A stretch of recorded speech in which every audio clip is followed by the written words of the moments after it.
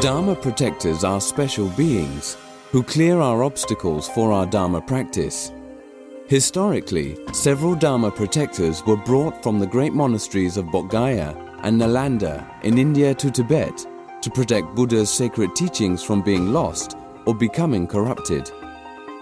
There are both enlightened and unenlightened Dharma protectors, and different protectors will arise at different times to fulfill different purposes. Dharma protectors help provide for us on both a spiritual and worldly level. On a spiritual level, they clear obstacles for our Dharma study and practice, helping us to gain attainments and wisdom to guide our own lives. On a worldly level, they remove problems and provide the resources we need to practice Dharma smoothly. For example, if we had enough money, and if our family life was harmonious and stable, we could practice Dharma more easily. Enlightened protectors will not help us to go deeper into samsara. Dorje Shugden is an enlightened Dharma protector of this time, arising specially to guard the precious teachings of the Dharma and to protect Dharma practitioners of this day and age. Dorje Shugden is an emanation of Manjushri, the Buddha of wisdom, who manifests at this time to pave the way for the immense beneficial growth of Dharma in the world. Although Dorje Shugden manifested around 350 years ago, this great being comes from a long lineage of great masters. The line of his illustrious incarnations can be traced all the way back to the time of the historical sage Buddha Shakyamuni, when Manjushri emanated as a student of Shakyamuni. Buddhas often emanate into various forms in this way for specific purposes and to accommodate the needs of beings at that time and place. The earliest recorded lineage master of Dorje Shugden's incarnation lineage was one of the legendary 84 Mahasiddhas of India. The Mahasiddha Birwapa, an emanation of Manjushri who lived in the 9th century, was especially famed for his erudite teachings and ability to manifest many miracles. The next key incarnation of this lineage was Lord Duldzin Drakpa Geltsen, one of Lama Tsongkhapa's 8 closest disciples. Lord Duldzin was famed throughout the land for his pure morality, for upholding his Buddhist vows. His very name Duldzin meant Vinaya, vow holder. He was also known for overseeing the full construction of Ganden Monastery. This would become the first and most prominent monastic institution of the Gelugpa lineage, which was established by Lama Tsongkhapa. One day, as Lama Tsongkhapa was giving teachings to a large assembly of monks, a white dove appeared and circled above continuously, disturbing the teaching. Lord Duldzin recognized the dove as the Dharma protector Nechung, but did not say anything during Tsongkhapa's discourse. After the teachings, when Lama Tsongkhapa and all the students had left the hall, Lord Duldzin remained behind, alone, and addressed the dove. Nechung, why are you disturbing my Lama's teachings? He asked sternly. What do you want? The dove then transformed into a small boy, dressed all in white, who walked up to Lord Duldzin and said, I need your help. Lama Tsongkhapa has taught Nagarjuna's middle view perfectly. An uncommon protector needs to arise to protect these perfect teachings. I cannot do this, as I have already promised Guru Rinpoche that I will protect Buddhism in general. Duldzin, can you arise as a protector, uncommon to the Ganden lineage, to protect Nagarjuna's middle view, as taught so clearly by Tsongkhapa? Will you promise to do this? Duldzin nodded as he said, Yes, I will do it, I promise. The small boy said to Lord Duldzin, Do not forget your promise. Then he disappeared. In his next life, Duldzin manifested as the legendary scholar Panchen Sonam Drakpa, renowned for his profound knowledge and powerful eloquence in debate. He became the first and only person in history to be abbot of all 3 great Gelug monasteries, Ganden, Drepung, and Sera. He also ascended the illustrious throne as the 15th Ganden Trippa, a highly respected position that represents Lama Tsongkhapa on earth. Panchen Sonam Drakpa was extremely erudite, scholarly, and sharp in his wisdom. He was particularly famed for writing 11 definitive volumes of philosophical teachings that are still being studied in Ganden Shatse and Drepung Losaling today as the central syllabus for becoming a Geshe, the equivalent of a PhD in Buddhist studies. These 11 volumes are also studied in other major monasteries as comparative studies. After Panchen Sonam Drakpa passed into clear light, he returned in his next incarnation as a boy, Tulku Drakpa Gyaltsen, who showed miraculous signs from a young age. At his birth, rainbows appeared, and the earth shook to rejoice at the appearance of this great being. From a young age, Tulku Drakpa Gyaltsen could clearly remember his previous lives. He would naturally pick up and use ritual implements and was able to memorize any text given to him. By the age of 9, he was writing commentaries and giving teachings. By 18, he had meditated in hundreds of caves in Tibet, where his students reported that he saw Buddhas directly. He had to keep moving from cave to cave because the fame of his great attainments spread like wildfire. People came from everywhere to make offerings to him and seek his blessings. He moved because he wanted privacy and disliked fame. He only wished to be in retreat and meditate. After the 4th Dalai Lama passed away, 2 of the most prominent candidates for his incarnation were Tulku Drakpa Gyaltsen and Ngawang Losang Gyatso. Eventually, Ngawang Losang Gyatso was selected as the 5th Dalai Lama, but from a very young age, Tulku Drakpa Gyaltsen demonstrated such great attainments that he was often compared to the Dalai Lama himself. They both stayed in Drepung Ngappa under the tutelage of the 4th Panchen Lama, Losang Cherki Gyaltsen. Drepung was also the center of the Tibetan government at the time, called Ganden Podrang. While Tulku Drakpa Gyaltsen did not become the 5th Dalai Lama, he was widely respected and continuously sought after. Streams of people would come from far and wide just to pay their respects. Tibetan nobility, Chinese and Mongolian royalty often traveled huge distances to request blessings and teachings from him. As Tulku Drakpa Gyaltsen lived within the same monastery as the 5th Dalai Lama, students of the Dalai Lama saw the increasing numbers of students' attention and sponsorship that Tulku Drakpa Gyaltsen received. The great 5th Dalai Lama was unaffected by this, but his attendants thought that it was not right, that Tulku Drakpa Gyaltsen was more popular than the 5th Dalai Lama and became very jealous.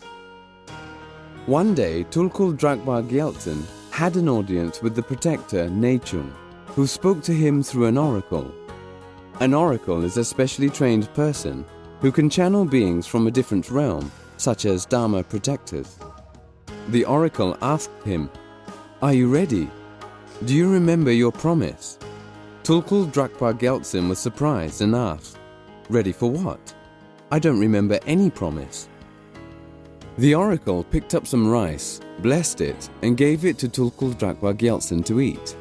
The oracle said, "You made a promise that you would arise as an uncommon protector. Take this and you will remember. Can you arise as a protector to protect Nagarjuna's middle view, as taught by Tsongkhapa? Will you promise to do this?" "Yes, I will do it, I promise." Tulku Drakpa Gyaltsen ate the rice and remembered. He exclaimed, "I remember now." He then said, "But I have a problem. I don't have anger in my mind stream. How can I arise as a wrathful Dharma protector if I don't have anger?" Nechung replied, "I will help you." And so Nechung began to create the conditions for Tulku Drakpa Gyaltsen to manifest and emerge as a supreme Dharma protector. He fanned intrigue and whispers of discontent among the disgruntled, jealous students of the 5th Dalai Lama, and the circumstances for the long foretold protector began to arise. "You better do something. This is getting too much. Tulku Drakpa Gyaltsen is stealing the limelight again. We can't let that happen." They eventually decided and justified that for the sake of the Buddha Dharma, they had to kill him. The attendants of the 5th Dalai Lama began to plot and plan ways to assassinate Tulku Dragpa Gyaltsen, and various murder attempts were made. First, they tried to poison him, but to no avail. Tulku Dragpa Gyaltsen was so highly attained that he had full control of the winds and energies of his body. The poison was simply expelled, and he remained unaffected. They then plotted to seek audience with Tulku Dragpa Gyaltsen, under the guise of respectfully making offerings to him. As they approached him, they withdrew a knife that was hidden under the offerings and tried to stab him to death. Again, their attempts failed. Wherever they tried to stab him, eyes would spontaneously appear on his body and look back at them. No matter what they did, those who hated Tulku Dragpa Gyaltsen just could not kill him.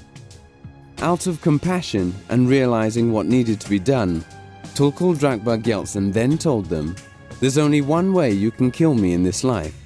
You will have to choke me with a cutter." And so they did. They killed Tulku Dragpa Gyaltsen by stuffing a cutter down his throat.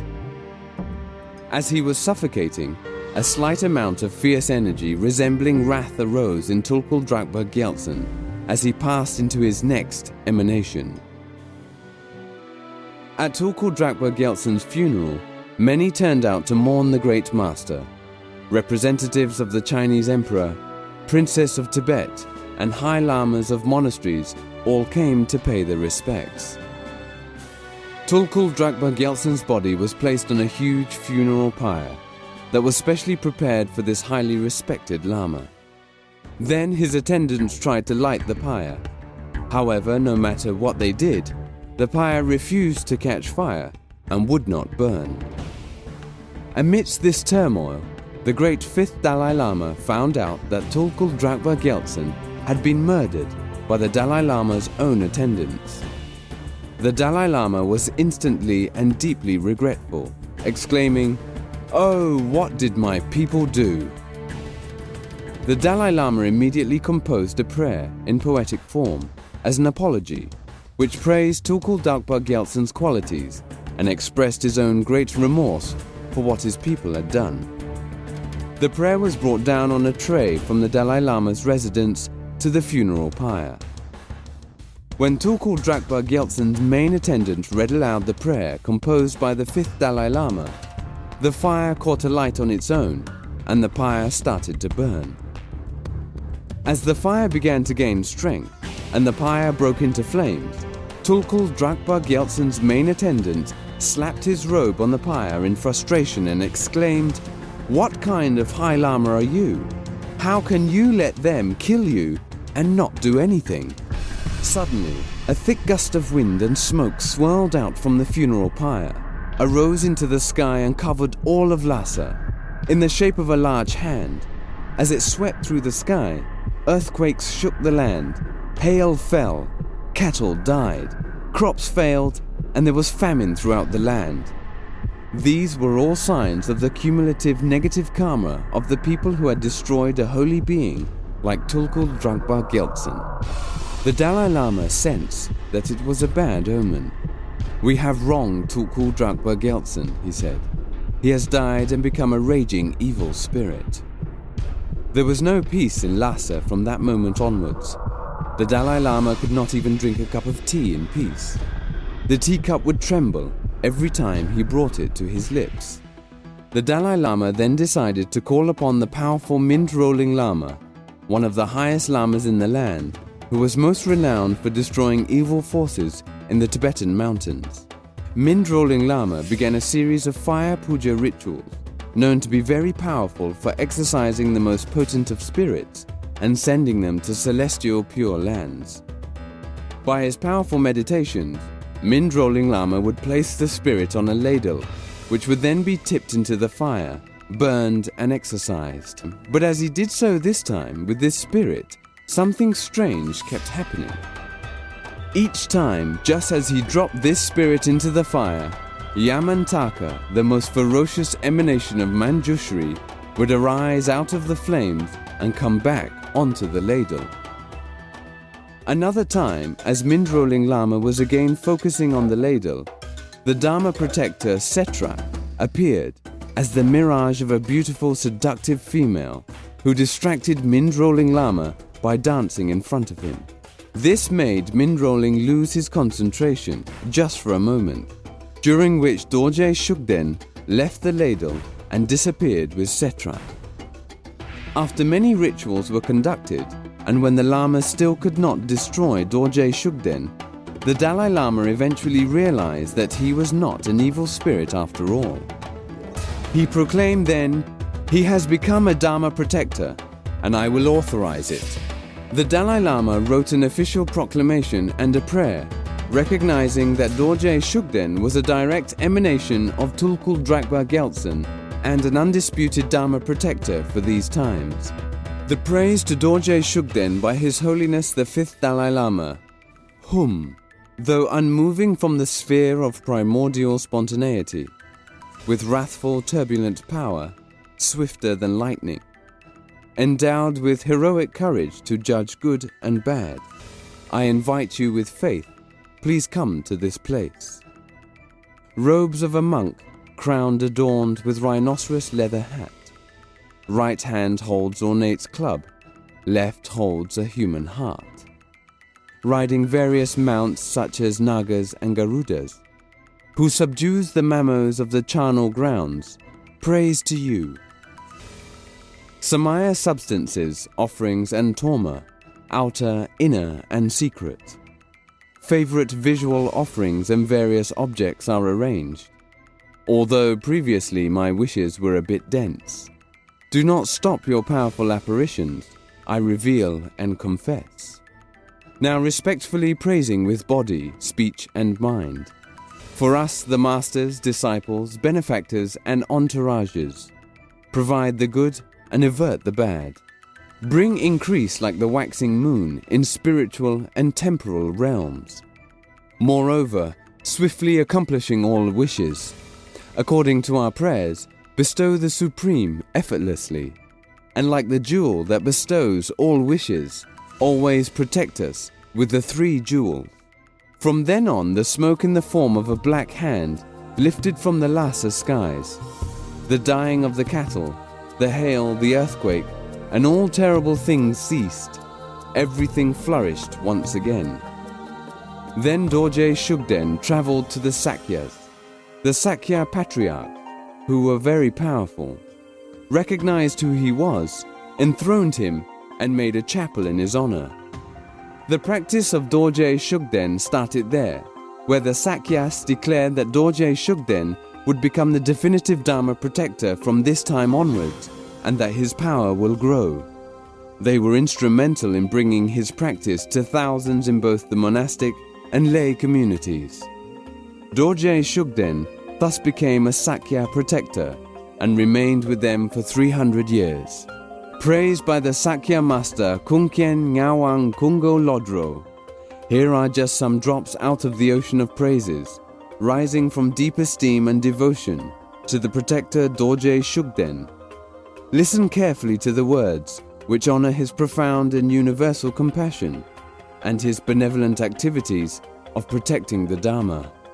Praise of the protector Dorje Shugden, composed by the great Sakyapa master Kunkyen Ngawang Kunga Lodro.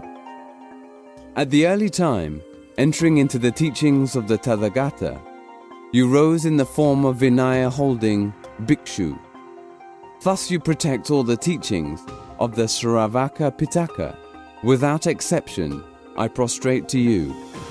In the middle, in front of many Buddhas and Bodhisattvas, having generated the aspiring and entering bodhicitta, you obtain the prophecy as a protector of the teaching of the Dharma. Thus you protect all the teachings of the Bodhisattvas. Without exception, to you I prostrate. In the great mandala of the ocean of Tantras, initiated by Vajradhara and receiving the Samayas, thus you protect all the teachings of the profound Tantra. Without exception, to you I prostrate. In particular, in this northern land, surrounded by a range of snow mountains, though not directly pervaded by the sun of the Buddha, yet sustained by his compassion, You are the protector of all those perfect schools of Dharma. I prostrate to you. All the great holders of the teaching, who comment according to one's own views, the entire Tripitakas, the Tantras and their commentaries. You are the very protector of all the holders of the Dharma. Acting as the fulfiller of the words of those leaders, I prostrate to you. The legacy of the Pandits, translators, Dharma kings and ministers, all the temples constructed by them. You are the protector of all those seats of the Sangha. Without exception, I prostrate to you. For entire Tibet, included in Upper Region Ngari, Central Region Yusang, and Lower Region Dokam, you act as the very protector, refuge, supporter, and friend of all people without exception. Thus you are the very God of the snowland country. I prostrate to you. The great protector of all the Buddhas of this fortunate aeon, who is the eliminator of all the forces of unsuitable Mara, someday through showing full enlightenment as Samyak Sambuddha, you will fulfill the deed of a Tathagata. To you I prostrate. In short, in all three times, uninterruptedly, with your infinite secrets of body, speech and mind, all those beings who are wandering in the ocean of the cycle, you give them the perfect state of liberation. To you I prostrate. Thus, by the power of venerating you with this ocean of melodious praise, through generating delight, compassion and benevolent force of your mind, please fulfill the activity for increasing of virtues, pacifying of disfavorable interferences, and accomplishment of all the purposes in accordance to Dharma. Several hundred years later, there appeared a great Gelugpa Lama, Tagpu Pema Vajra, who was known for his powerful ability to travel to many celestial places.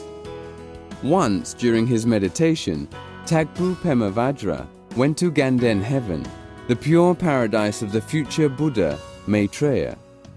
There the great Maitreya was seen to be sitting in the center, surrounded by an assembly of high lamas, and Lama Tsongkhapa's 8 main disciples, one of whom was Duldzin Drakpa Gyaltsen.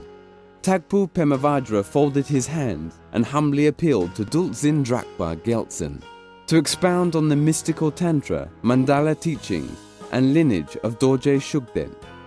From Duldzin Drakpa Gyaltsen's heart, rainbow lights shone forth to Tsongkhapa's heart, then lights emanated back from Tsongkhapa to Duldzin Drakpa Gyaltsen's heart.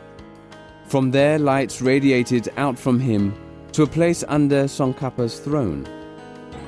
Suddenly and spontaneously, in front of the entire assembly, the mandala of Dorje Shugden blazed forth from under Tsongkhapa's throne. Tagpu Pema Vajra then received the teachings and oral transmission of this sacred protector practice directly from Dorje Shugden himself. After this, the whole mandala dissolved back under the throne. Tagpu Pema Vajra came back from his meditation and immediately composed the lineage prayer and practice, which he had received from Dorje Shugden. He passed this down to his closest disciple, the renowned Pabongka Rinpoche. Pabongka Rinpoche was one of the greatest Buddhist masters of the 20th century and among the most influential teachers in Tibet. He was recognized by the eminent Sherpa Rinpoche, Choje Losang Dagi, who advised that he should go to Serame Monastery to pursue his studies. Although he had a mediocre academic career at that monastery and was often ridiculed for being dull, everything changed when he met his root guru, Tagpu Pema Vajra. For 10 years, Pabongka studied the Lamrim under Tagpu Pema Vajra, and by his pure guru devotion and consistent effort, he became an erudite scholar. Pabongka Rinpoche was an extraordinary practitioner and teacher, known especially for his mastery of the Heruka body mandala and the Vajra Yogini practice. There is even a famous story of Heruka appearing to Pabongka Rinpoche when he visited Chimburi in Tibet. When he first went to Chimburi, an image of Heruka spoke to him, and as he opened his mouth, a tremendous amount of nectar flowed forth. In front of over 60 people, Pabongka collected this nectar from Heruka's mouth and this was then made into healing nectar pill. In this very same cave in Chimburi, Heruka also promised Pabonka Rinpoche the following: "From now on, for the next 7 generations, I will protect and help anyone who practices my teachings."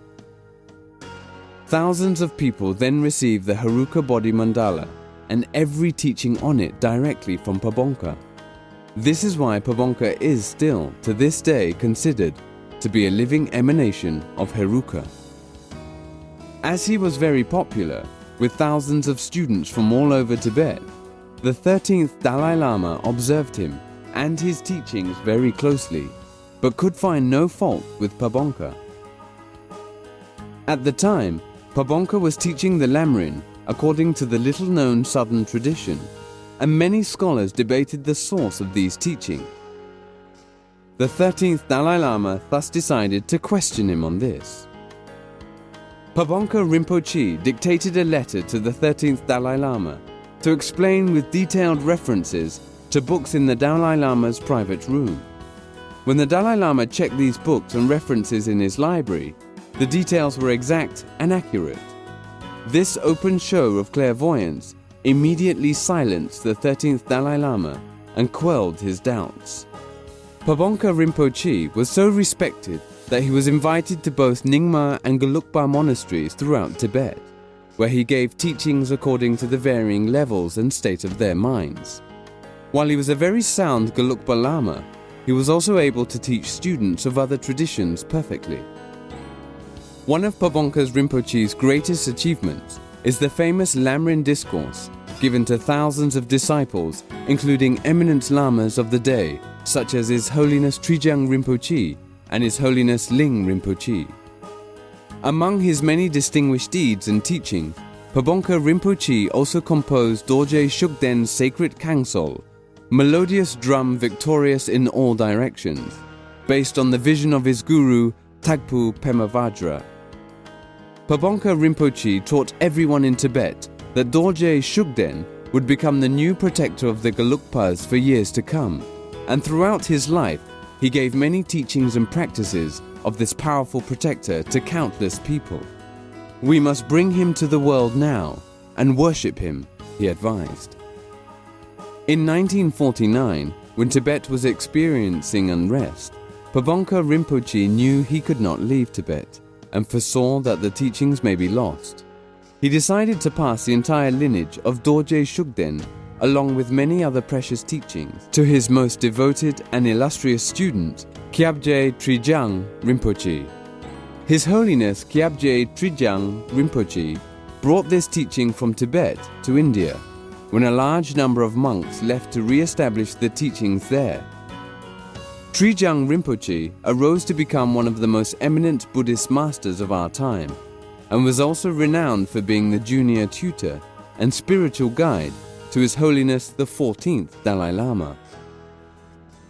To preserve the lineage and teaching, Trijang Rinpoche wrote the extensive commentary Music Delighting an Ocean of Protectors, which has become the definitive source of Dorje Shugden's practice today. It is because of his kindness and direct teachings that thousands of people continue to have the great fortune of receiving Dorje Shugden's initiation and practice throughout the world, even to this day. Read the entire commentary at dorjeshugden.com and begin this practice to receive the innumerable benefits of this most powerful protector whose time has come.